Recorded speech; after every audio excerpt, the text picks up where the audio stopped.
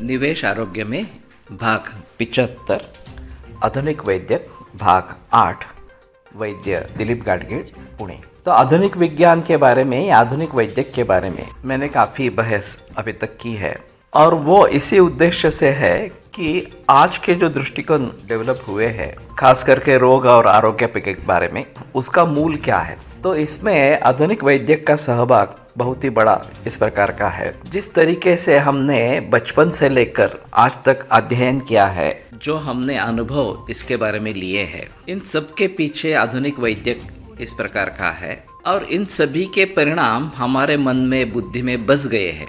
अब इनको दूर करना काफ़ी मुश्किल इस प्रकार का काम है। फिर भी हम अगर कोशिश करेंगे कि आधुनिक वैद्य किस प्रकार से देख रहा है, लेकिन उसकी दूसरी भी एक बाजू होती है, दूसरी भी एक एंगल होता है उसका देखने का, और कम से कम वो समझने की कोशिश करें तो शायद हम थोड़ा इसमें से बाहर निकलेंगे। नहीं तो ये काफ़ी मुश्किल मामला इस प्रकार का है। जैसे कि बुखार पहले भी आता था, अभी भी आता है, आगे भी आएगा। लेकिन पुराने ज़माने में अगर बुखार आता था तो हम क्या करते थे, तो हम लंघन करते थे, खाना बिल्कुल नहीं लेते थे क्योंकि भूख ही नहीं रहती थी उस समय में।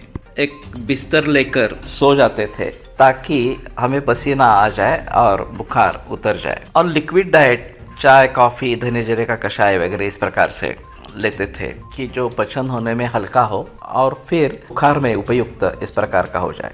और इससे 2-3 दिन में बुखार उतर जाता था, हम फिर से अपना काम करना आरंभ कर देते थे। जबकि ये पता चला कि बुखार जो होता है वो छोटे छोटे कीटाणु जो है, बैक्टीरिया वगैरह, उनके जरिए होता है। और शुरू में तो इसमें एनाल्जेसिक्स या एंटीपायरेटिक्स इस प्रकार की दवाई आ गई और फिर उससे बुखार उतर जाता था। आज भी हर घर में क्रोसिन की टैबलेट मौजूद रहती है। बुखार आ गया तो तुरंत क्रोसिन की टैबलेट ले ली, बुखार उतर गया फिर से चढ़ गया फिर से ले ली वगैरह इस प्रकार से। यहाँ लंघन करना है ये बातें लोग भूल गए और फिर आगे चलकर एंटीबायोटिक्स आई और एंटीबायोटिक्स के जरिए मूल ये जो कारण है उसका जंतु, सूक्ष्म जंतु, उनका नाश होने से बुखार उतरने लगा, जल्दी उतरने लगा।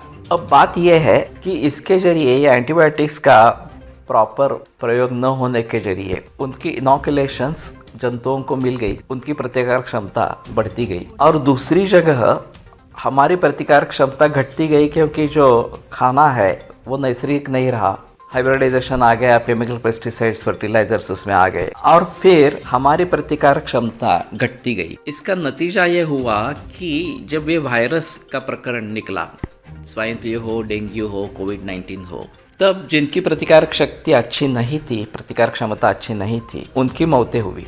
तो ये एक बहुत सारे बरसों से चलता आया हुआ इस प्रकार का सिलसिला है जो हमने अच्छे तरीके से देखने की कोशिश ही नहीं की है।